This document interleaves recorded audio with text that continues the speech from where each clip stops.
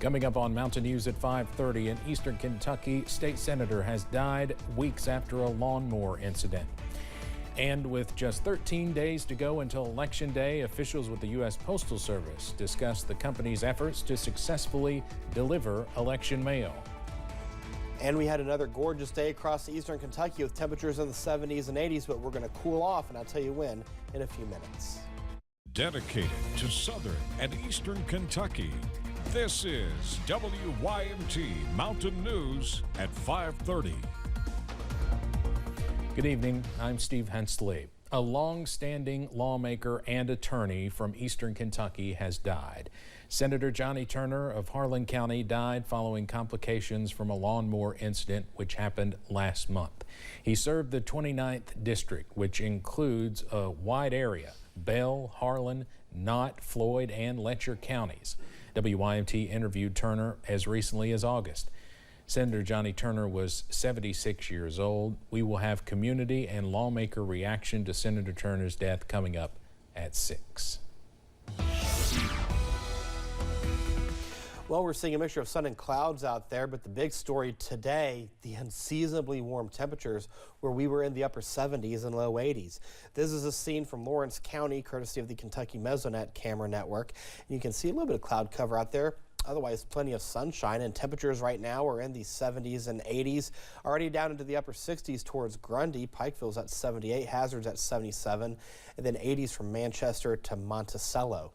All is quiet on live pinpoint Doppler radar, and this will get a break tonight going into tomorrow, but it's when we go into the weekend that rain chances will start to pick up.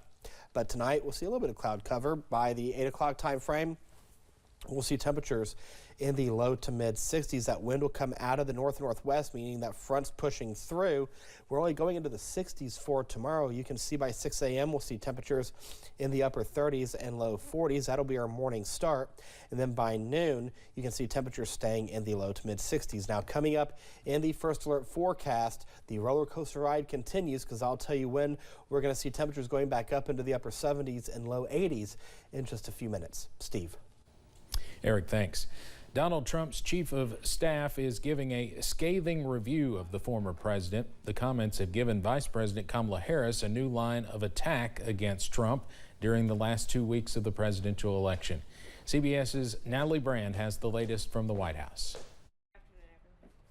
Vice President Kamala Harris seized on a warning from retired General John Kelly, who served as former President Donald Trump's chief of staff. This is a window into who Donald Trump really is, from the people who know him best. Kelly, interviewed by the New York Times, called Trump an authoritarian who admires dictators. So he certainly falls into the general definition of fascist, for sure. Kelly also confirmed previous reports that Trump on more than one occasion spoke positively of Hitler. He wants a military who will be loyal to him personally, one that will obey his orders even when he tells them to break the law or abandon their oath to the Constitution of the United States. In a statement, the Trump campaign responded saying John Kelly has totally beclowned himself with these debunked stories he has fabricated because he failed to serve his president well while working as chief of staff.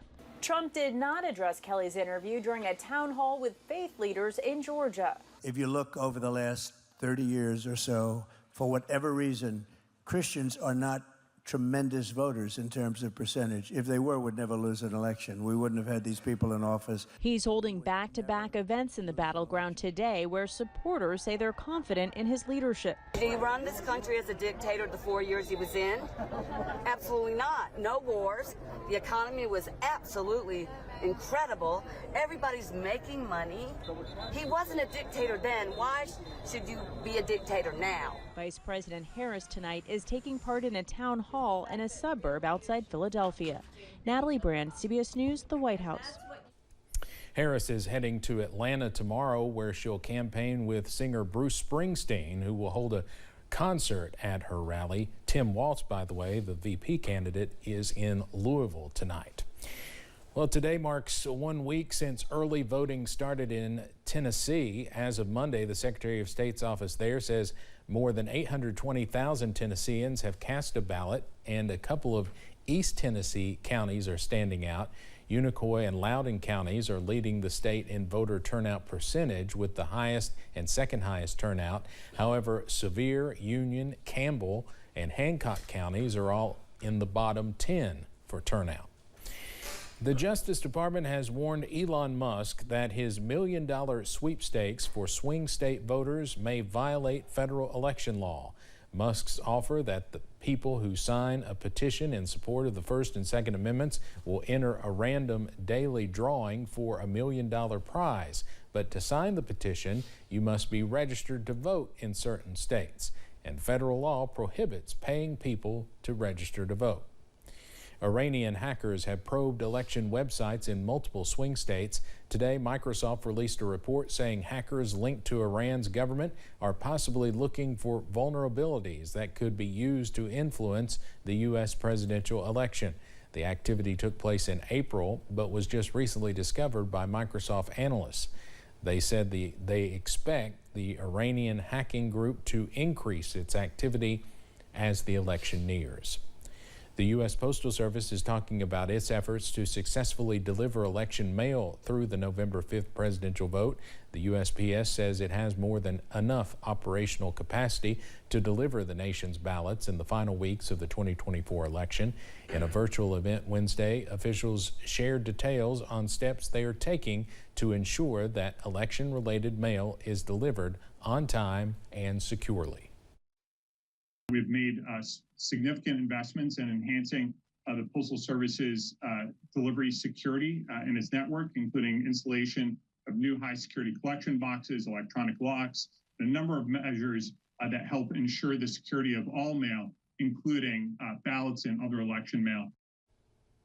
The Postal Service says in the 2020 general election and the 2022 midterms, more than 99% of mailed ballots were delivered to election officials within 7 days. Former Donald Trump advisor Peter Navarro is urging the U.S. Supreme Court to step into his dispute with the federal government over presidential records on his private email. Navarro's long-shot appeal claims the Justice Department cannot rely on a District of Columbia property law to force him to return records sought by the National Archives. Lower courts have sided with the DOJ. The United States and Western G7 allies are moving forward with a $50 billion loan package to help Ukraine fight Russia. Today, the White House announced part of the funds will come from the profits of frozen Russian assets seized after Moscow's invasion. The U.S. is contributing $20 billion in economic and military aid. Congress still needs to approve the military aspect of the package. With winter approaching, the aid is seen as vital for Ukraine. Coming up on Mountain News at 5:30, the 2025 version of tax brackets have arrived, and the number of those claiming standard deductions as well as the earned income tax credit is going up. And we're going to cool off on Thursday, but rain chances are somewhere in the forecast. Details in a few minutes.